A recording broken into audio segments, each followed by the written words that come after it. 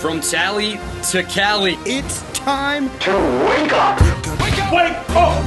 Warchant.com is your ultimate Seminole sports source. And this is Wake Up Warchant, presented by Vitamin Energy. The vitamins. The energy. Now here's Warchant.com's Aslan Hajavandi and Corey Clark. Gravity won't drag me down. Don't let me get too low. Wake up! It's Wake Up Warchant presented by Vitamin Energy. Coming up on today's show, 7.5 over-under wins for Florida State football.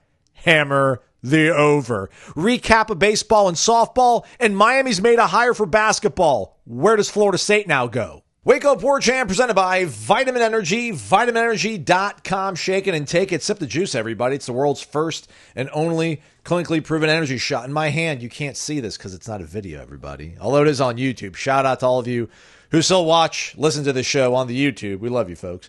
Immune Plus is in my hand, Corey. The Tango Orange flavor, my absolute Mount Rushmore top dog. Although it's really not saying top dog, right? I mean, we don't have a favorite on Mount Rushmore. It's just for the goats. Just chiseled into a piece of granite or a mountain or whatever it is. I need to go out and check that out sometime. If we make it to Omaha, can we just do another road trip, run it back, you, myself, Brady Clark, Stephanie Clark, and then take a pit stop over at Mount Rushmore? It's like 4 hours away, right? Something like that. I think so. Weren't you? I thought you and Brady were actually thinking about doing that last time, or did that not come to fruition? Or am I thinking? Projecting? I think if they had won that last game when they lost to whoever they lost to, Texas Tech. Yeah, if they'd have won that game, I think that next off day we'd have gone and done it. Okay. But we had to get back. Yeah, well, things are trending well. We'll talk about that later on the show with the baseball team. It's still early, though, but never too early to get on the Vitamin Energy train, everybody. Hop aboard, 260 milligrams, all-natural caffeine, vitamins, nutrients, no sugar, though, no GMOs. Shake it and take it. Sip the juice. Vitamin Energy. Warchant.com, the ultimate Seminole sports source. Got to meet a lot of folks at the baseball game this past weekend. Corey, big fans. Got some nice.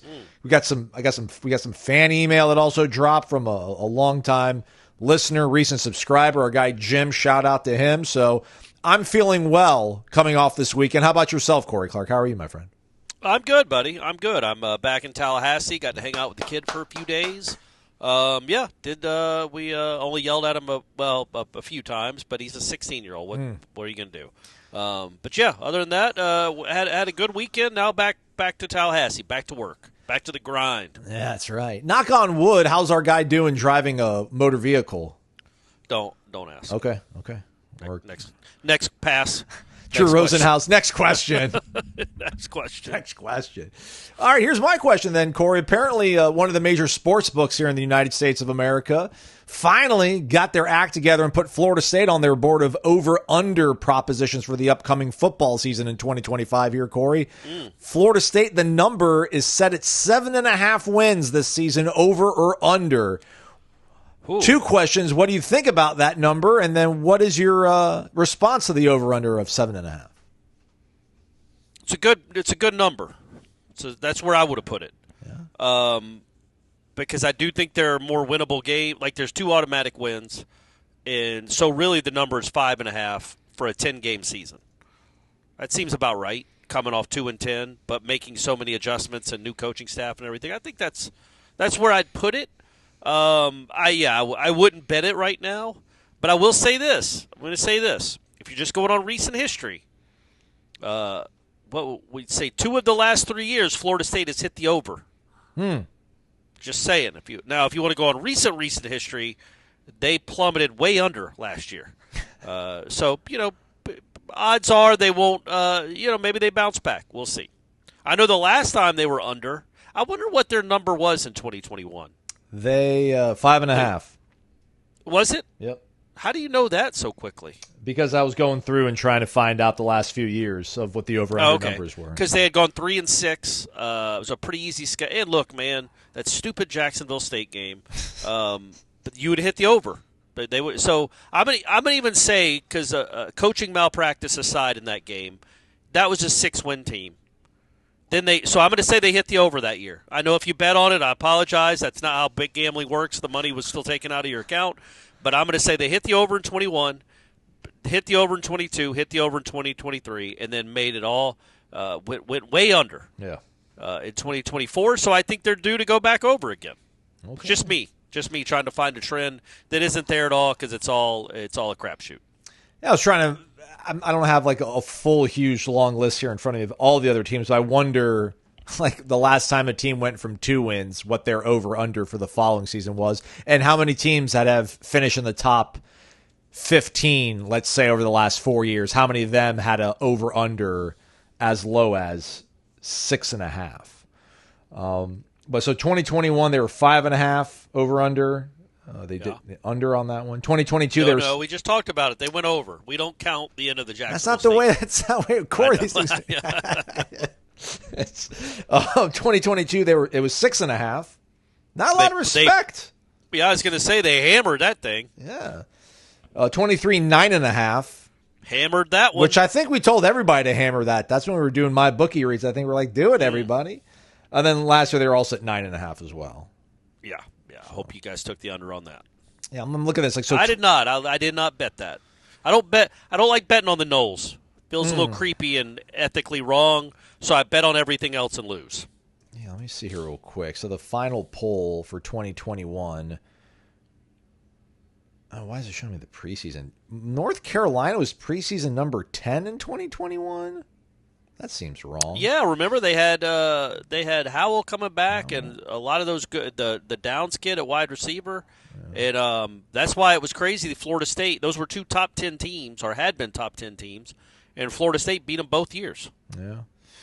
Yeah. So let me see here. Oklahoma State and Cincinnati finished in the top 10 that year. So those are 2 teams I can almost certainly say did not have high over-unders going into that season. So, all right. Feel a little bit good about that. So what's the sell then, Corey? If you're on an ESPN show, and I guess this is the good and the bad about being so hyper focused on one team like we are here on Wake Up Warchant, everybody. But what's the elevator pitch? 30 seconds of why absolutely they're going to hit the over, and I'm going to ask you why they won't hit the over. But first, just looking at it, they'll hit the over. Proceed. Okay, so they start with 2 wins, like I've said. So now you're talking about them having to win 6 of 10 games. They have to win 60% of their coin flip games, but some of them probably won't be coin flips because they will have more talent. Pretty easy-ish home schedule. When you look at it, now there's two pretty tough road games there, we all know. But I would just think when you look at that schedule, it's not that daunting. Especially the home schedule. So you hope they win, all of their home games except maybe one. And then you're talking about winning 1 road game, right? 1 or 2 road games. This doesn't count bowl games, right? But I guess that's just more me looking at the schedule. If I'm looking at the personnel, it's you've got guys that have proven they can play on the offense. I guess my elevator pitch, which we've already hit the ground floor and people have walked out. So it's just me talking about the other people walking back on the elevator now, different people, is that the offense is going to be drastically better. Drastically better. And if the offense is drastically better, that's going to account for somewhere in the neighborhood of 5 to 6 extra wins. Okay. Now it's a coin flip. I mean, again, it's not like this is guaranteed, but the offense will be so much better that this might actually be a pretty good value bet. Yeah.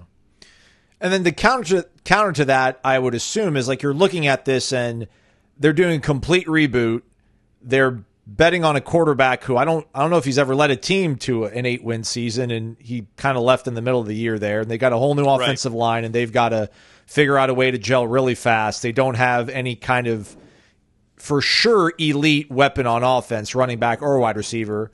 And defensively, again, they're going from a 4-2-5 to a 3-3-5, and who knows if they have all the proper personnel in place. They're opening up against Alabama. They play Miami. They play Clemson. They play Florida.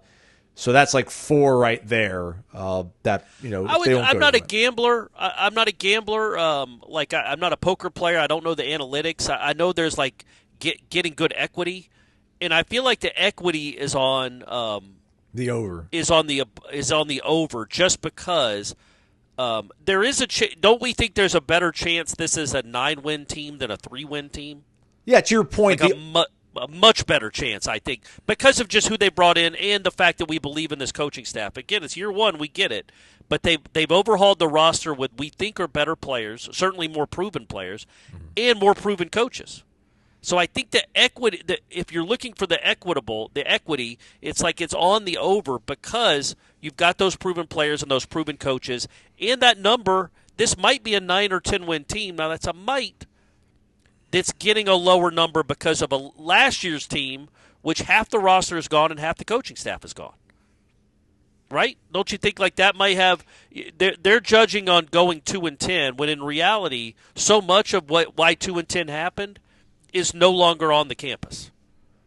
So it's kind of a blank slate, but they're still holding 2-10 against you. Just like the year before, they were getting credit for a lot of guys winning 13 games that were no longer on campus. I think it's reversing. So, if you were a smart bettor last year, you'd have bet the under. We were telling you guys that from day one. Bet the under. This team's not being lucky to win 3 games. That's all we said all offseason. But, so that was the equitable bet then because the unknown, there wasn't much known at all. But I think this time there's not much known. Well, there's more known. There's more known even though it hasn't happened. These guys haven't done it at Florida State. Deuce Robinson's a playmaker. Squirrel White's a playmaker. Gus Malzahn always has good offenses. And Castellanos can make plays with his legs. There's just more knowns that you didn't have last year. And then I guess, the counter to that, if we were doing like a debate show, would just be that, the guy that came from USC came from a Lincoln Riley offense and didn't really put up staggeringly big numbers. And then the guy that came from Tennessee, where they play like a video game, didn't put up huge numbers. So, these things go back and forth. He had one good season. He had like 60 catches one year. Yeah, that's enormous for this. Are you kidding? From this offense last year, that's enormous. No. That was the top 3 receivers combined had 60 catches. So, but again, we don't have to relitigate it. Malik Benson was completely unknown. He was a highly ranked recruit that had done nothing in college. Roy Dell Williams had done very little. Jaylen Brown, nothing. No. Just on and on. Right. The receivers you brought in, the 2 main receivers, was there another one? Was it just Malik Benson and Jaylen Brown, or was there another one? Yeah, I'm pretty sure that was the guys. I'll go back and double check. Think about those 2 main guys as your 2 main weapons that you got, quote unquote, that I think had 10 career catches between them. Now you're bringing in your 2 main weapons are guys that I think have 130 catches between them and like 20 touchdowns, as opposed to 1. And so that's why I think that you feel better. That's what I'm talking about with the known. And you just feel like Gus Malzahn with a mobile quarterback. We've seen this movie before. They're going to put up yards. I wish there was a way to bet, like, yards per game. Because, buddy, what would that number be? If Vegas was doing like what Vegas would typically do and just go by like a lot of – and they're not. They're smart. That's why they have all those big buildings. But if they went just on last year's stats, they'd be like, 330? Let's put the over-under on 330 total yards per game for Florida State. I'd hammer that thing. Yeah. They're going to average over 400 yards per game on offense. Close to it anyway. Oh, man. At the bare minimum, right. Which last year they averaged, 250? So that's just such a huge step up that you got to imagine it's going to account for, more and more wins. So the under is trading off at -118, the over at -104. Ooh, that's a good value bet, right? Yeah. So that means the over is more of an underdog than the under for people that don't know gambling. Yeah. But it's not that big a difference. It's not like you're going to get much richer winning one or the other. But yeah, it seems like they think more people are betting the under. So you'd have to bet $104 on the over to get 100. Yes, and if you'd you have bet to bet 118 on the under to get 100. Yeah. I just I'm not ready to get hurt yet. I'm not ready to get hurt yet, Corey. I'm just not ready to get hurt yet. I can. At 8-4, you're still not going to be. It's not like we're sitting here saying this is a playoff team. That's true. But 8-4, 7-5, you're going to feel about the same towards the season, depending on who you beat. But that's why I think it's a great number. When you get betting like that, if that's the number on both sides, I feel like that's a really good number, and it is. My personal opinion would be if it's trading like that on the under, that means they think more people are going to bet the under. More people probably are betting the under. Maybe, probably not going to happen. Almost certainly won't happen. Maybe that thing gets pushed down to 6.5. Ooh. Then I'm hammering the over. Okay. Hammering it. I like it. Because then you're just having to win 50% of your coin tosses. One of these days I'll unearth the time capsule that we did before the season started. And we can just, wallow in our misses and everything. And I want to do the same thing this upcoming season, but I also want to throw like some sort of wrinkle in there where like, what is the narrative if the season doesn't go well? Like, what do we predict? Like what that headline is going to be? What's the headline January 1st, 2026? If, this thing has gone to hell in a handbasket, what's the headline January 1st, 2026, if they're, getting ready to continue their run in the playoffs or whatever? Because gotcha. I don't, we sat here and obviously like litigated this and did the autopsy. And I was like, listen, if you would have told us last year that their offensive line was going to be this putrid, I still don't even know if we would have thought 2-10 would have been in the card. So like when I think about this number again, nobody could. There's no way to make anybody believe that you would watch an offense that bad. There's just no way to believe it. It's the equivalent of, I don't know, man, the North Carolina basketball team, who the Noles play tonight at the Tuck, by the way. Be there. You get a T-shirt if you're one of the first 2,000. Hamilton T-shirt. It would be like the North Carolina basketball team. Blue blood, one of the best, always has a high-flying, high-scoring offense with really good players, averaged 48 points per game. Basketball. Right. Like, was the worst offensive team in the country. Nobody can even rationalize it. You can't even envision an offense that bad. You even in your worst nightmares, you're thinking they're going to average 27 a game. They're going to average 350 yards per game, 360, not 250 and 15. I mean, it was so literally unimaginable that's where, I mean, that's yes, nobody could. That's how you get to 2 wins. Is you have an unimaginably bad offense. And we know they won't be unimaginably unimaginable. I guess I can't say we know. I am quite confident it will not be a bad offense. Certainly not unimaginably bad or historically bad. I think basement level is it'll be average. And again, for you guys that don't know, average is about 30 points per game, 380 yards per game. Yeah. So much, much better than what you saw last year. And that's just an average offense. Maybe it's good. And if it's good, hold on to your butts. We're going back to Pasadena, baby. Do they have the championship game this year? Have we looked that up yet, Aslan? Didn't want to jinx it. I haven't looked it up yet. Smart. Yeah, I mean, just like, I think trying to cut through it. If I was going to tell somebody, if one of my friends like Aslan, the 7.5, what do I do? If I'm like, okay, I'm going to tell them to take the over, I'm like, dude, they've got Gus Malzahn, and they've got a guy that's going to run around for his life and make plays. And the defense is going to probably be better because this guy, everywhere he's been year one, they've made considerable progress. They've got 2 gimmies, as Corey's pointed out, in September. They also play Pitt, Virginia Tech, and Wake Forest at home. And they get Miami at home. And you got Stanford and Virginia as your like away. Those are like another tier of games that are in your favor. Those are all winnable yes. games. You're not going to win them all. No. But they're all winnable. Yeah, so it's like at Florida, at Clemson, in Alabama at home, no idea about those. Yeah. I assume Clemson is going to be tough. It always is. Yes. Always. Yes. Even when Florida State was good and Clemson wasn't. Winning at Clemson is always going to be tough. We get that. Florida might be on a new coach. They also might be 11-0. Like, no idea what that team will be, so it's hard to even predict. We know what Pitt and Stanford, we know their ceilings aren't that high.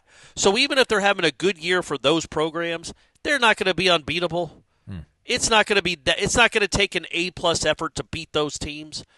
Maybe when you get to late November, it will take an A+ effort to beat Florida. It will take an A effort to win at Clemson. The other ones, a B should beat them all. Maybe Miami at home will be tougher than that. Does that make sense what I'm saying? Like, you don't have to play a perfect game to win any of those games. You just have to play pretty well. And you can win all those games you just mentioned, not counting, obviously, the ones I was bringing up with Florida, Clemson, and Alabama. Yeah, if you wanted to put these games into tiers, I think there's only one game that's daunting, and that's Clemson on the road. Like, I don't think Alabama at home is daunting. It's not in your favor, but I don't think it's daunting.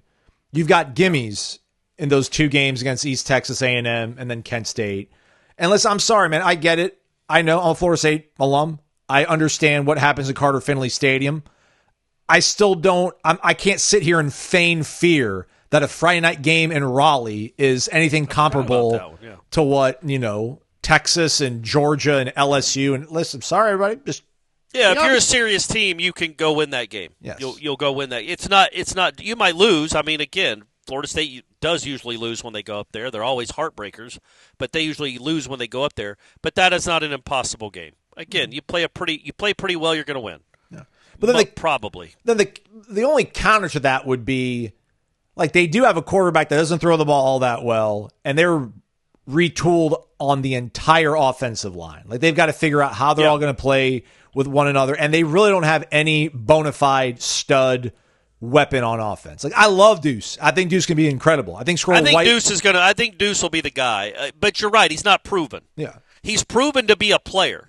He's proven that I think he'll play in the league. He is not proven to be like a unguardable force yet. Right.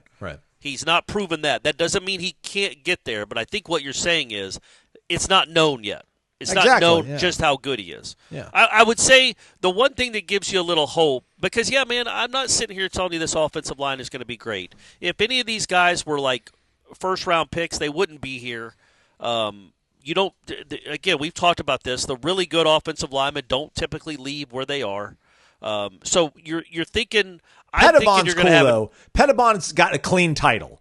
Pettibon left the program because he got a new coach. Everybody else has a ding or two on their Carfax. But you're thinking it's going to be – you're just hoping for average or a little above. We're not sitting here telling you this offensive line is going to be 2013 or 1996 or anything that Georgia or Ohio State's had in recent years. This is going to be an average offensive line. You hope it can be pretty good for the league. Like, you hope it can be above average for the ACC. But even if it isn't, if it's just average, that's still better than what you had last year. And on top of that, the wild card is you don't have to have a great offensive line with a quarterback like this. He's going to make an average offensive line look pretty good. He is going to give you a running game that you didn't really even deserve, maybe. Because he ran for 1,100 yards in the ACC. This is not a quarter. Florida State's never had a guy like this, ever. Jordan Travis could run. Jordan Travis was a uniquely gifted runner. He wasn't as gifted as this kid. This is the most gifted running quarterback Florida State has ever had. I don't even know who's second. I guess Jordan Travis. Probably Jordan Travis. Charlie? Charlie was a scrambler. But, I think he might have run for 400 yards his junior year, 400 or 500, so half of what Castellanos ran for. I'm just saying this guy, if he's healthy, is a uniquely gifted weapon running the ball at quarterback. Almost like for you old school folks, like a Jamel Holloway at Oklahoma. Like he was a wishbone quarterback, but a dynamic runner. That's what this guy is. That's the hope you have, that even if the offensive line is just average, nothing special, and I don't think it is going to be anything special. It'll be 5 guys that are competent. Competent average offensive line with dynamic-legged quarterback should equal a lot of rushing yards and a lot of touchdowns and a lot of points. So that's just me. So what I'm saying, folks, is bet the over. Hammer it. See if you can tease it up to to get that number to 10.5. Then you'll make some real money. Oh, man. Corner Pocket Bar and Grill. Hang out there while you're watching those 10 wins next season, everybody. Minimum. Well, no, 11. 11. You don't want them to win 10 because then you lose by half a win. Right. Watch them all over the Corner Pocket Bar and Grill, 2475 Appalachia Parkway, cptallybar.com, the website. Daily lunch specials from 11 a.m. to 3 p.m. Comes with a side dish of your choice. On Monday, half-pound all black Angus beef burger. So good. All the options for the sides, so fantastic. Tomorrow, trivia. Thursday, bingo. You know who's playing this weekend over at the Corner Pocket Bar and Grill? Corey Clark? I do. Because your wife is awesome. Yeah. And actually sent me a little cheat sheet. Firewall I forgot Band. about that. She did. Who we got? Firewall Band. They're Okay. Tallahassee born and bred. They play popular rock songs from the 70s to today. Okay, all right. So What day is that? That's Friday, the 28th, from 8 p.m. to 11 p.m. So I would say go to the Noles baseball game, which should be over right around 8, I would think, if it's another 5 p.m. start time. I think they play Georgetown this week. Sound right? So go to that. Wait till it's wrapped up, or they got a big lead, then head over to Corner Pocket and watch. Who did you say it was? Firewall Band. Firewall Band. Well, you know it's going to be good rock music no matter what. So that would be my suggestion. There we go. Corner Pocket Bar and Grill, 2475 Appalachie Parkway. It's the dawn of a new year. Let us manifest abundance. Or let us live on Earth and take a more measured approach. Do you know that 85% of us have at least one subscription going unused each month? Yeah, I'm included. Imagine paying $50 at the pump and getting no gas. Imagine dropping $20 on lunch and getting no food. Yeah. Let's get our affairs in order with Rocket Money. Rocket Money is a personal finance app that helps find and cancel our unwanted subscriptions, plus it monitors our spending. This can help lower expenses and lets us grow our savings. Let's max out those 401ks and IRAs.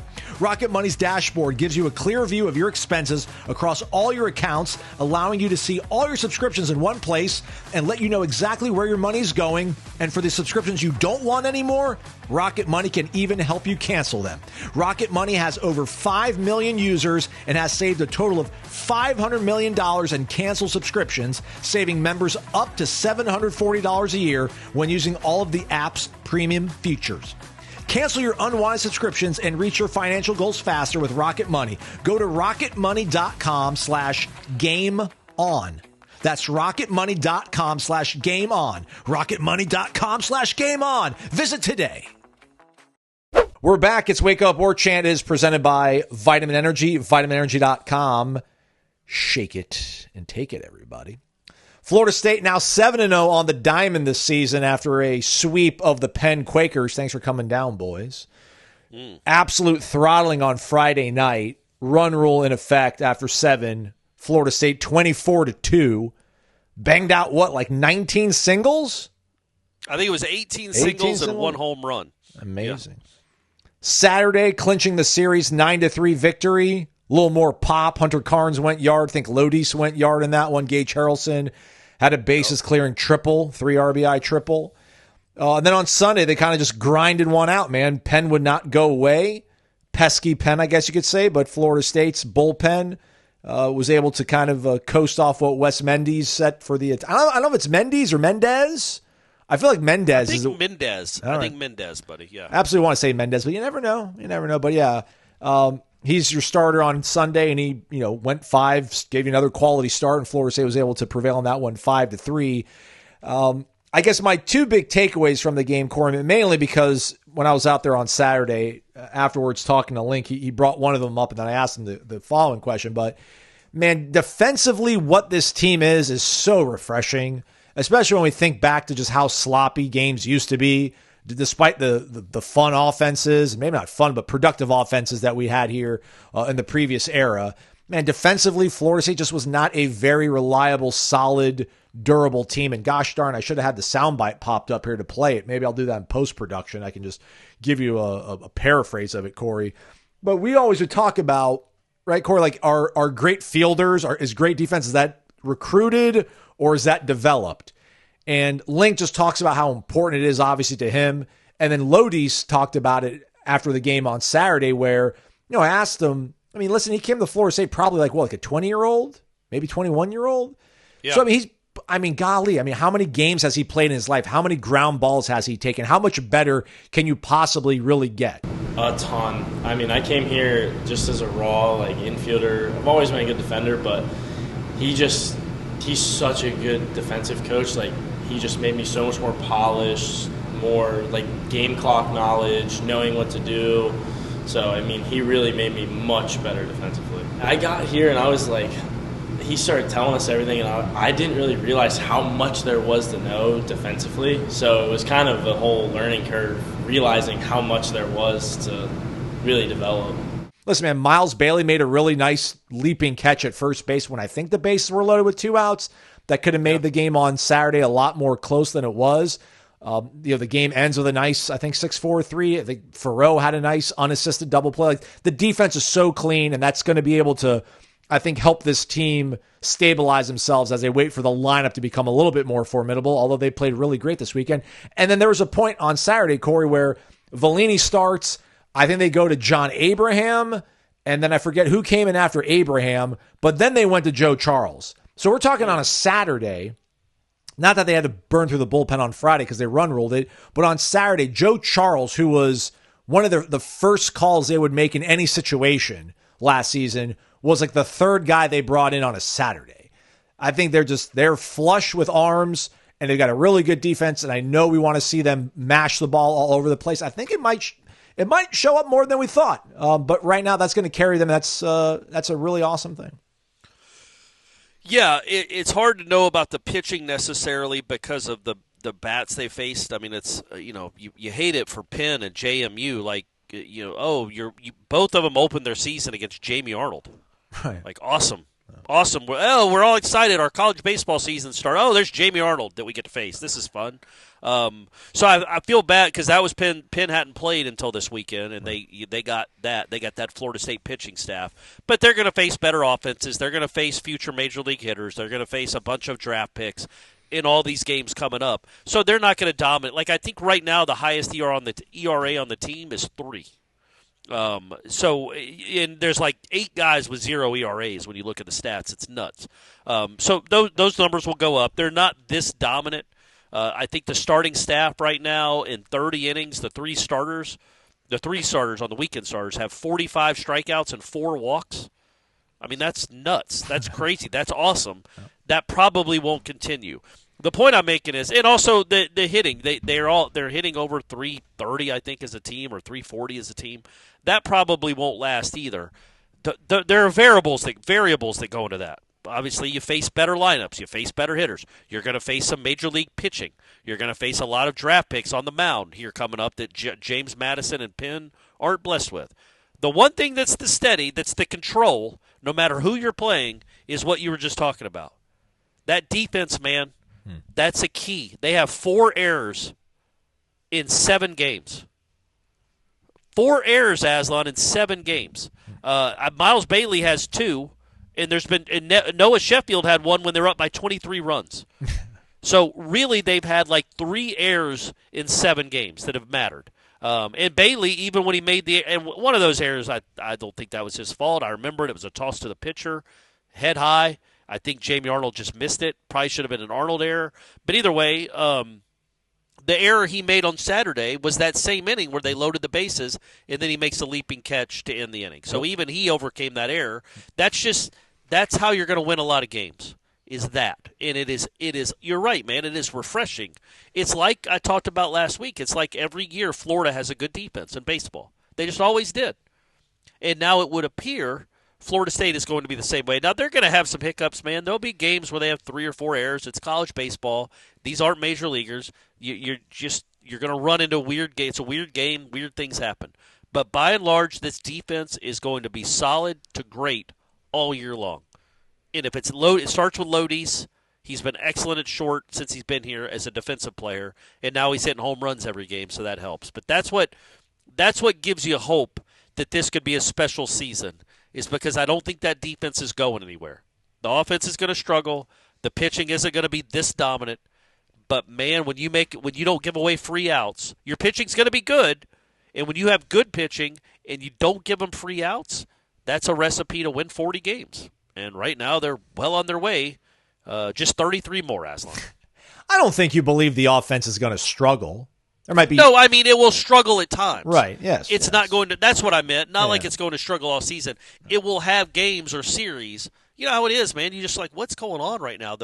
Like Texas A&M, I think, just scored like 9 runs this weekend, and they have a great offense. Like, they're just going to be stretches where the bats go cold for one reason or another. but you can still win games like you did on Sunday. Like you had 8 hits, you didn't score a run after the 4th inning, and you held on and won 5-3. Because number one, you got a good bullpen, and when they throw strikes, they're really hard to get on base against.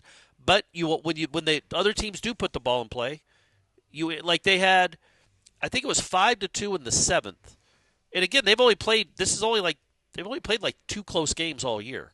But it's 5-2 in the 7th. Penn gets first and third, 1 out, and then our man what's the kid's name that was pitching? Martinez? Yeah. Yeah. Induce it. They get a 4-6-3 double play to end the inning. Just ho hum. They're not ho hum. Yeah. Nothing about a 4-6-3 double play in college baseball is ho hum, or it usually is. Certainly wasn't around these parts for about a decade and a half. But when it's hit to Faroe or Lodis, you're like, yeah, that's a double play. It's like watching a major league team. Like, oh, that's going to get them out of the inning. That's a ground ball to Albies. Like that's how it feels sometimes watching this baseball team now, and that's cool. Get a ball on the ground. It's not like, oh God, cross your fingers. This kid's not going to throw it into the stands or have it go right through his legs. It's probably going to be a double play, and that's exactly what it was. And we'll see, man. This offense, there's some stuff there. I mean, Faroe is what? He's like batting 7th or 6th in the lineup right now, and he's already got like... just, again, I agree with you. And Lodis has hit home runs and back. Lodis has been great. Harrelson's been he's revelation. Been a find. Yeah, he's been really good at the top of the lineup. Max Williams isn't even really hitting yet. No. He's had some really bad luck. He's had some really loud, long outs. Who's had bad luck is Jackson West. I feel like that guy squares it up every at bat, and he's hitting under 200. Yeah, it's nuts. But they're gonna make some noise. They're gonna be a decent offense, perhaps. But remember, they're also facing Penn and James Madison. Like there's some real stuff coming. Right. And they're not going to just be able to. Well, and that's what I liked about that Sunday win. They didn't just pummel that team into submission. They had to go earn it. They had to go earn a win, like they're probably going to do. That I think that's going to be the majority of their weekend wins once they get into conference play. Is those kind of wins. They're close late. You have a ball kick off your foot. It changes the complexion of the game. And so far, Florida State hasn't had any balls kick off their foot in the field. Even that game Saturday, man, you talked about the bases-loaded line drive that Bailey caught. It got kind of dicey in like the 7th or 8th, too. Yeah. They had the bases loaded. Abraham walked, I think, 3 guys that inning, which that needs to not happen. Just like Connor Holtz doesn't need to do what he did on Sunday and walk the 2 guys he faces, or 2 of the 3 guys he faces. But they had the bases loaded, 2 outs. Prescott comes in, throws a pitch right down the middle. The kid hammers it, but it's a line drive right to Max Williams to end the inning. Like if he hits it in the gap, well, now it's a 9-6 game. It's a real game. So but he got the out. He threw the pitch. The kid hit it. So they're going to play a lot closer games. That's why I liked Sunday's win probably more than any of the other ones. Yeah. Is because they showed they could win like that. Just like the one earlier in the week against USF. Yeah, man. You're not going to score 24 runs much. So I like that they can win the close games because that's how they're going to likely win most of them. Yeah, shout out to, I think, Chris Chavez, who was doing color with Ari Masudi on Sunday on the telecast. By the way, he's good. Like, I don't know how much you guys watch FSU. Ari is, too. But Ari is always there. And I guess Chavez is, too. Like, that's a – but Chavez – because I watch a lot, especially when Florida State goes on the road, and you have to listen to those road crews. Oh, my gosh. Like, Chavez is the real deal, man. He's really insightful. And not only gives you the pitcher experience or the player experience about well, that was a bad swing here. This is what the pitcher's trying to do. He also just talks strategy well. Yeah. I just like listening to those 2 guys. They do a good job. Yeah. I like how he brought up the fact that, Lodis and Faroe, I think, hit in the teens when it came to home runs. I mean, they had power when they were at, UNF and UCF respectively. So if they get, and that's something they didn't have last year out of those 2 guys. So if those guys can find that level of form, not that they're, year 2 and playing at this level of baseball or whatever you want to call it, Max is going to be what he is. Cal Fisher's developing. So if those guys can do some incremental growth, not everybody else has to maybe try to fill the shoes of Ferrer or try to be Daniel Cantu. It's because those guys can probably pick up some of the slack. And I just think over the course of this 4 or 5 month long season, man, I trust what the amount of options they have and the growth they'll have weekend over weekend. So excited to see how it all shakes out. Next up, JU Tuesday in Jacksonville. That was another cool thing Link mentioned after the win, I think, on Saturday, Corey. Just talking about how this team gets along so well. Well, I can tell these guys like being around. Like, you can walk by that locker room most hours of the day, and you can hear the music, and they're running around, and they like it. So the more guys you can throw in there, the players feed off that. Like, they like to see the other guys in there. Funny thing, we were trying to figure out the late night midweek games coming back. We've got 2 in a row. So the Tampa thing, we actually took 2 buses because you've got 50 plus people, and some of these big guys like almost need some space. So I went in the locker room the other day and I said, hey, the JU, like, that's a shorter trip, but we'll gladly grab 2 buses. They're like, no. We all want to be on the same bus. We want 1 bus. We're not talking about 2 buses. So the last thing I actually thought I would get from them coming out of the locker room when I asked was that they would just all want to pack on 1 bus. So I'm like, well, I guess we'll take 1 bus. This team really gets along really well. Hunter Carnes, true freshman, talks about how comfortable he feels. It's a really likable team, man. And I'm not trying to, I don't know, there's just something about college football right now that it's really tough to put your arms around your team, especially when you're coming off a 2-10 season. But I think anybody that's not an Ohio State fan probably has a little bit of a jaundiced look when they look at their roster this day and age. But there's something about baseball where it's like, I know they're all probably getting paid, but they're probably getting paid like maybe at the most 50, 60 grand. I can live with that, which may be a rant for another day, but really likable team from the outside, but on the inside as well. That's going to also carry them, I think, when they hit these ruts throughout the long haul of a college baseball season. Yeah, let's hope let's hope it goes back to leadership, and because it's always fun when you're winning and playing well, but there will be stretches, losing streaks. They happen. They're just going to happen, and it's how you respond to those, and don't let a 2-game losing streak turn into a 7 of 8. And I don't think they will, but that's all those things. It's such a long journey, this college baseball season. They might end up playing 65 games. They played 7 of them. So there's a lot more to learn about this team, but I don't think you could have asked for anything better to start. Yeah. Considering the competition, you knew you were going to win most of them. The way the defense is played, the way that you seem to have so many. Like last year, you mentioned Joe Charles. Sorry to interrupt what you're about to switch to. But, that was the first time Joe Charles had pitched all year, was Saturday. Yep. And then Holtz, he was like closing games last year at times. Yeah. And he's pitched a third of an inning this year. Mm-hmm.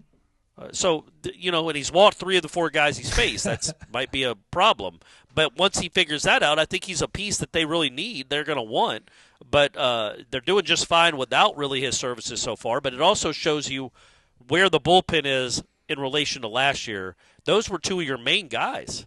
Those 2 in Oxford, I feel like, were your trio. Now you got, Ben Barrett's in the mix. 4 or 5 other guys, that are out there for you. I mean, and Evan Crest. I mean, some people were quibbling over the way that Joey Vellini threw on Saturday and whether or not that he's really like a number 2 caliber guy. And it's like, hey, he'll be all right. Give him some time. But listen, they also got like a guy like Evan Crest throwing midweek, and that's your insurance policy in case somebody in the weekend rotation can't, carry the torch as far as Jamie Arnold carries it for you too. So even if he isn't, they have options. Yeah. If he doesn't end up being the guy, and I'm not saying he is or isn't. It wasn't a great outing by him. He got hit pretty hard, but he gave up 2 runs. But if he does not turn out to be the guy, it's not like that's going to cripple the season because you got some other dudes that could step in. Remember, Carson Dorsey was your closer for a little bit last year. He was. And then he ended up being an incredible postseason starting pitcher. Yeah. So you never know how this season's going to play out. Yeah. And hey, we know about Cam Leiter. Who knows? That's right. Come on, Cam. Let's go. So I think I'm just going to ask Link once a month. Like, first time we get him at the beginning of every month, like, hey, Coach, monthly check-in on Cam. Any updates? Yeah. That's all I'm going to do. That's all That's fair. That's fair. All right, moving on. Where would we go? We'd go northwest of Dick Howser Stadium. We go to the Plex softball, the Joanne Graff Classic this past weekend. Florida State got off to a great start Thursday and Friday, taking off taken down Florida A&M, and then Southeastern Louisiana, including a dramatic turn in the the second part of the doubleheader against Sela, where they had to come back in 9 innings and win that one 5-4. Saturday, the real big test against Texas A&M. Florida State unable to make it past the Aggies. A&M wins the first half of the doubleheader 6-3 on Saturday, and then 11-4 in the second part of the doubleheader. Corey, I was at Hauser and kind of dialed into baseball. I'm going to try to lean on you a little bit in case, and hope that you were watching and paying a little bit more attention to softball than I was. I imagine Texas A&M is a good program. They're number 6 in the country, so I'm not going to panic or anything. But was there anything that happened that caught you by surprise, looking over some of the things that happened this weekend with softball? Not caught me by surprise, but the one concern I have, it's not as big a concern as it was last year, but it's still a concern, is the overall pitching in the depth. I like the two transfers a lot. I think her name is Weidra, the one that came from Auburn. I think that's her name. She started the first game of the doubleheader against A&M and pitched well. I think gave up 1 run in 4 innings. And the one from Hofstra, Apsel, gave up a couple of runs, but I thought, the A&M's got some some women that can hit. That was not me being subliminal. I'm just used to saying the word dudes, by the way. I don't want anybody to look Women into can that. be dudes in that context, apparently. Right, that's what sure. But yeah, so those two were fine. I do like that Ashton Danley seems to be coming more into form. She's not dominant yet. She's not the best pitcher. And I like Jazzy Francic. I think she had a rough outing on Saturday, but I think she has a chance to be something. McKenna Reed is just the big wild card and the big question mark. She started that second game. This is a player that started in Oklahoma City, and she was a freshman All-American. Last year she didn't pitch well and was hurt, and then this year she's not pitching well either. She started that first game or the second game, had a 1-2-3 first inning, and then walked the first 3 batters of the second inning, and all 3 scored, and the game's over. And I'd say you can't have a junior in a game like that not being able to find the strike zone. Like it's concerning. Look, they'll be fine even if McKenna Reed never finds it. If she just becomes like the 5th pitcher on the team, which I think kind of honestly is what she is right now. If she never regains her freshman form, they'll still be good enough they'd still be good enough to get to Oklahoma City. Like I mentioned, those 4 other pitchers. That's a good enough rotation to get you to Oklahoma City. But I kind of think of what they could be if McKenna Reed was McKenna Reed. Like, okay, now you're a national championship caliber team. Now you've got a dominant pitcher that you can lean on. Like, she's pitched 7 innings this year and has 4 strikeouts. Like, that's just not the numbers you're looking for. And it's early. We're still February. But she's coming off an injury. But I'm not like saying she's the reason they lost or anything. Or that she's been a disappointment. I'm saying for them to reach what I think their ceiling is, how important will she be in May and June? Will she be back to her form by then? Because if she is, that is an enormous boost and could legitimately make them a national championship contender. Right now, I don't know that they have the overall dominant pitching to be a championship team. They certainly are good enough to get to win a super regional, though. That offense did not have a good day. Really didn't have a good weekend. But still, even when they don't have a good weekend, they score 4 or 5 runs a game. So I don't think they hit a home run. I don't think, which is not like them. Beecham hasn't hit a home run since the first game of the season when she hit 2. That will turn around. They'll be able to. And really, they were leading that first game against A&M 3-0. It's 3-3 in the 7th, and Michaela Edenfield hits a ball that is probably 3 feet from going out. And then they win the game. And you're like, okay, they split everything. They can play with A&M, clearly. They weren't overwhelmed by that. It's just that's my one concern is, do they have that star stud pitcher, and is McKenna Reed going to regain her form? Because if she does, that's a championship team. But they still can hit. Harp is still very good. They have 3 incredible sophomores. Those 3, and Danley's starting to hit now too, as well as pitch. That's going to be, that might go down as the best class in Florida State history. When you throw in Harp, Torres, and Beecham are all sophomores that are the first 3 batters in your lineup, and they're all American caliber. And then Ashton Danley starting to hit and pitch as if she's like an all-conference player at least. That would be that's a nice signing class there by Lonnie. That was a lot on softball. I watched. I just want everybody to know that I watched, and I did. Hell yeah, we don't fake it on this show. Yeah. Next up for Florida State, the Dugout Club Classic. That's going down this weekend. Florida Gulf Coast. Here in town? Yeah. Okay, all right. Florida Gulf Coast on Thursday and Friday. Mercer on Friday as well. Saturday showdown against Mercer, and then College of Charleston as well. So okay, well, they need to win most of those. Yeah, sounds like. Get a little tuned up here before they they're playing out in Eugene, Oregon next month. Yeah, that's right. Oh my gosh, let's go. Get them ready for the travel of the ACC now. That's right. Yeah, or the Big Ten at some point, hopefully. Right. That's right. Basketball. Yeah. Louisville. Watch out, Louisville. So what, are we a 3-bid league right now? Duke, Clemson, Louisville, I would think. Yeah, I think those are the automatics, yeah. I don't know if maybe North Carolina can work themselves back into it. I think Pitt's off the bubble now. Wake's off the bubble. They had 2 bad losses this weekend, both of them. Hey, before we start with the men, though, let's start with the women. Tanaya Latson on Sunday night did not play. She has not played in 3 straight games. Omariah, I don't know why. I just want to call her OMG. Gordon, their point guard, who's averaging 17 a game, did not play for the second straight game. Don't know why.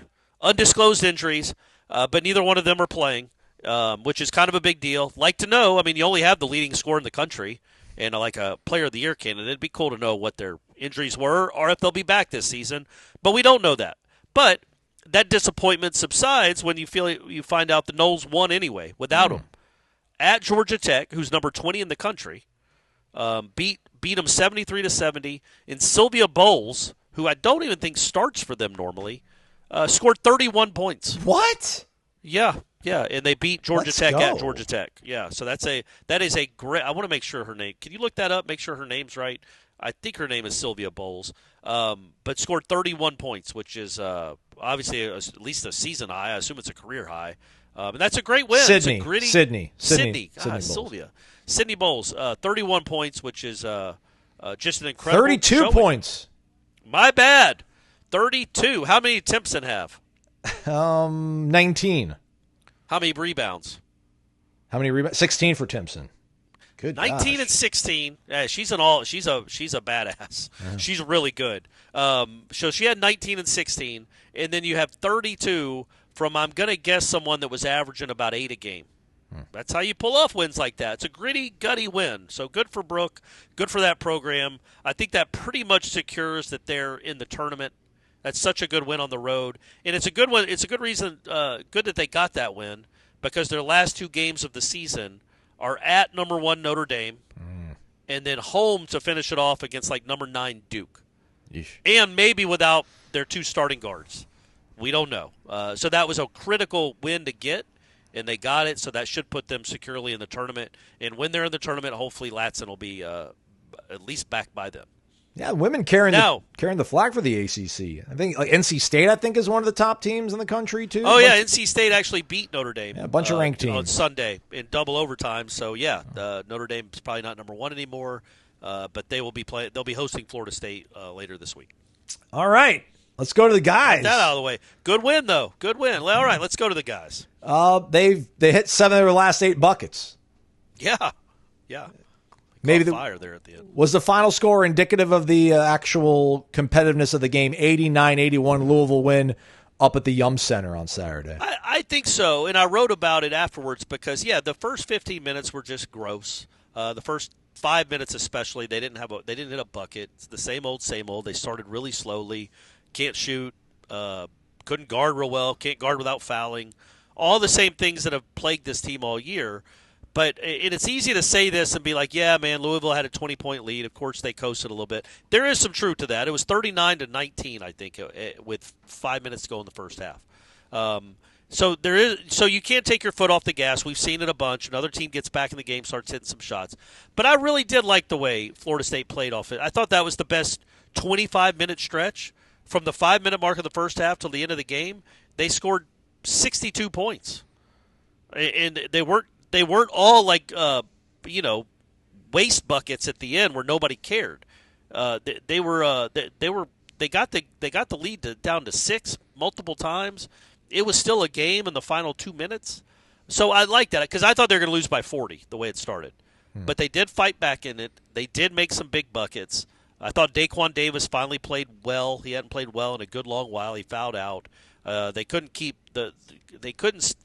they kept getting, let's put it this way, they kept getting called for fouls on the Louisville point guard, who's a very good player, but 17 free throws for a point guard is outrageous. But he kept getting fouled, quote unquote, and kept going to the line. But Florida State played well. Doesn't shoot the three well because they don't. But Ewan, once he came back in the game after his 2 fouls, was unstoppable because he usually is. Watkins had a decent game overall. Nice game. I think finished with 23. I liked what I saw offensively, and not that it matters because it's going to be a brand-new coaching staff next year and probably a whole brand-new team. But if Daquan Davis is back and Malik Ewan is back and Taylor Bowen is back, maybe these are Chandler Jackson hit some nice shots. Maybe these are the moments, even though the season isn't washed, they're not going anywhere, and their coach is leaving. If these guys stay, maybe it's something they can build on. Performances like that on the road in the second half, where they actually really made it a game. Like Louisville had to go win the game. They didn't just coast and cruise. They actually had to go win the game in the final 5 minutes. I know this has long been kind of a point of contention for you here, but so Malik Ewan got his second foul of the game with 13:10 left in the first half. Do you know how many fouls he finished the day with? Was it 2? Yeah. Yeah, but I will say this. I was going to bring it up, and I'm like, it's too inside basketball. Nobody's going to care if anybody's even listening anymore. But I will say this to give Leonard some credit, because he never, ever, ever plays a guy that gets his second foul in the first half. He always sits him for the rest of the half. I shouldn't say always, but almost always, 99% of the time. That game started getting away with it. They got down by 20. The game was over. Mm-hmm. So, okay, Leonard, let your best players sit on the bench for the final 5 minutes. Then you'll be down 30. And then, great, he'll play in the second half in a game that you can't win. So what Leonard did that he does not like to do is he did put Malik Ewan back in the game in the first half. And they cut it to 14 at the end of the first half. That's what I like. Now, it took them getting down 20 for him to put him back in. But he did put him back in, and it became a game. So I will give Leonard credit for that he did let him play in the first half with 2 fouls, which is, I think, the first time all year he's let anybody do that.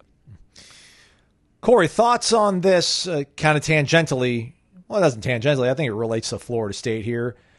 So Miami apparently is ready to make the move on their replacement for Jim Larinaga. And it's Duke associate head coach Jay Lucas, son of John Lucas, who I'm sure a lot of people... I think Jay Lucas committed... I think he played at Florida maybe for a year or two. I think he ended up at Oklahoma State, perhaps. No, that's the other one. That was John Lucas III. That ended up at Oklahoma State. Where did Jay Lucas play? He went to the University of Florida. You're right, yeah. But John Lucas III went to Oklahoma State. Got it. Okay, I thought Jay Lucas transferred to Oklahoma State. I guess I was wrong there. But, so Florida guy. But I guess what you're going to – sorry, go ahead with the question. He transferred to Texas. Oh, there you go. All right. Close. I knew it was somewhere where they have I knew it was somewhere where they have tumbleweed and tornadoes. And orange in the color scheme, right? Yeah, that's right. So, I mean, John Scheyer, who's going to say anything bad about one of their assistant head coaches, but had a lot of effusive praise for him. I guess I think he handles a lot of their defensive kind of planning. Okay. He's also They're good defensively. And he's one of their, better recruiters, although, who knows what recruiting means? I know. What does that mean? I know. Yeah. But I don't know what the reaction for Florida State fans would be if this was the hire they were going to make. Because you mentioned I don't know, when you talked about getting an assistant from a blue blood program on last week's show, I think you were talking about that might not be the most realistic, or maybe that's not the best kind of fit. This is not too big of a splashy hire. I just think this sets a bar. Yeah. And as a Florida State fan, you want to be exceeding the bar when it comes to your rivals like Miami. So, I don't know, obviously Sam Cassell, I think, would be exceeding the bar. I don't know if, Luke Laux within our circle probably would be, but on the whole, I don't know. What do you kind of take away from seeing that Miami's going to pluck away a guy from the Duke tree? Yeah, look, those are the 2 routes they're going, right, as we've talked about. Head coach from a smaller school or an assistant coach from a bigger school, or I guess a franchise in the NBA. But you're going to get an assistant coach from a big place or a head coach from a small place. And it's just basically what you prefer. It's fine. We have no idea if it's going to work. What do you prefer, Corey? What do you think? What do you want? One of these? I think if they're a younger guy, I guess age also factors in too, right? I don't know if I want a 52-year-old guy that's been an assistant. Lucas apparently is 36. first job kind of thing. Like, all right, like you've got a whole bunch of headroom ahead of you. That's why like Luke Laux to me is kind of exciting just because, man, that guy is going to probably bring in a completely different, fresh set of eyes than you've had here. I mean, I think CY not necessarily continues the Leonard era or, mold, but I think like Luke and Sam Cassell are just completely kind of off the reservation hires. And it's like, let's do it. Let's get crazy. Let me say, when it comes to CY, number one, he's not a young assistant. I think he's in his 50s. But if it was before NIL, I think that would be my guy 100% because he proved himself to be as we were just talking about, an incredible recruiter. He was first in line with Kevin Gelly, with Scotty Barr. Like he was the reason that not the reason, but he's a very good evaluator and a great relationships guy that would start these things when they were freshmen and sophomores. It was one of the key reasons why Florida State was out recruiting or at least beating the Blue Bloods for some of these recruits, and they did. CY was a huge part of that, man. Found Terrence Mann up in Massachusetts, just did some great things at Florida State. It's just that was the number one thing you were looking for 5 years ago. Guys that could evaluate talent, develop talent, but also most importantly get them to campus. And CY was great at that. I don't know how much that matters anymore. So that's why I'm not sure he would be I'm not saying he wouldn't be my first hire, but I would be hiring him but here's what I would say about that. His name rings out among recruiting circles. He is known in the recruiting game. He is known on those big AAU circuits. They know who CY is. He's been doing it forever, and he's been great at it. I don't know if it matters as much anymore if you don't have a couple of bags with you, but that's a nice thing to have. That's nice to have Luke Laux' name doesn't really ring out at all. Sam Cassell's name probably rings out, but what he did as a player, not what he's done as a coach at the next level necessarily, although that's appealing. So to answer your question, I don't have a preference because I also think that a guy at a small school that has proven that he can win Pat Kelsey knows how to build a roster. Yeah, or Todd Golden at Florida. That knows how to build a roster relative to the conference he's in that can dominate that conference. I feel like you give him the keys to a better conference and he knows what he's looking for and can get those types of players. Well, then, that's a nice thing to have. Like I'm all for, literally, like I'm so on the fence that I'm all for all of them because I don't know what the answer is anymore. I just don't know. Like John Shire is doing great at Duke. I think they lead the country in offensive efficiency and defensive efficiency. He's been great there. He also has Cooper Flagg. And it wasn't because he had a great relationship with the kid when he was 9 years old. It's because they paid him a lot, and it's Duke. So I don't know what the answer is in this day and age when you need legitimately how many great basketball players do you need to have a good team? 3?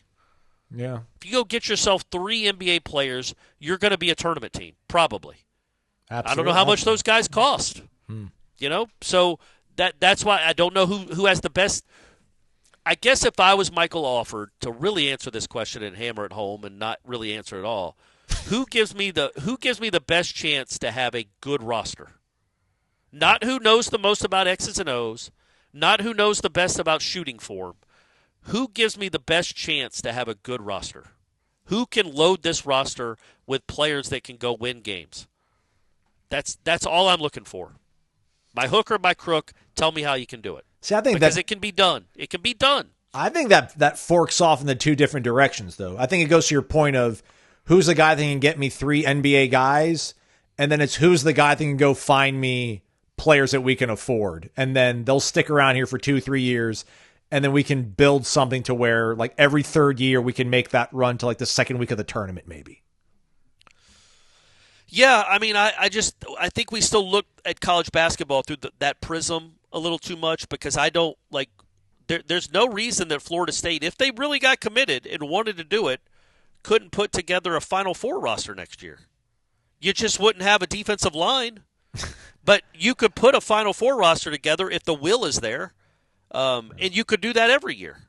Like Bill, who runs Corner Pocket, he says that Florida State should just go all in on NIL for baseball until they win a championship. Yeah. And then once they win the championship, You cash out, and then you go to basketball. And then you wait till you win a basketball championship, then you cash out, and you go to football. Just that's how they should play the game. But I like it. Yeah, but there's no blueprint anymore. We don't know what. I mean, Florida State could be a team that gets to the tournament every year. But it's going to be more than just the right coach. It's going to be the right coach with somebody, but the right coach meaning the guy that can get you the best players. Or I don't, or maybe not, man. Maybe it is packed. I mean, Louisville doesn't have a bunch of future pros, but that guy's a great coach. Yeah. So go hire him. Literally, I have no idea. I know it's going to be better, and I will say this as I've answered. I really don't have a preference. I know Luke Laux because I've covered him. I think it'd be cool for him to get the job. I also think I can't even imagine your first job as a head coach at any level being in the ACC. That seems like a bridge a little bit too far for me, but that doesn't mean it can't work. Well, it doesn't mean it wouldn't work. We're talking about 2026 ACC basketball, not 1996 ACC basketball. Right, yes. Well, that's true. Well, good point. That's a very good point. Same thing with Cassell. He's never been a head coach, but he's been at the top levels of that sport in all the strategy they employ in dealing with personalities. Like, he's been a top assistant. Luke hasn't been the top assistant for the Kings. He's been an assistant. But the top assistant is like the second head coach. And he's dealt with personality. Think about the personalities he's dealt with and how to communicate. Like that's an intriguing name there. Plus, I think the Dion factor helps out. Like, that's a former great player that won some games as a head coach. Cassell could do that too, especially if he's not going to get a look in the NBA. I'm sure he wants it. Then CY, done a lot here. Helped put together the rosters of the best teams this program has ever had, but never been a head coach either. But would he bring that Missouri system? Because that Missouri system is a whole lot of fun to watch.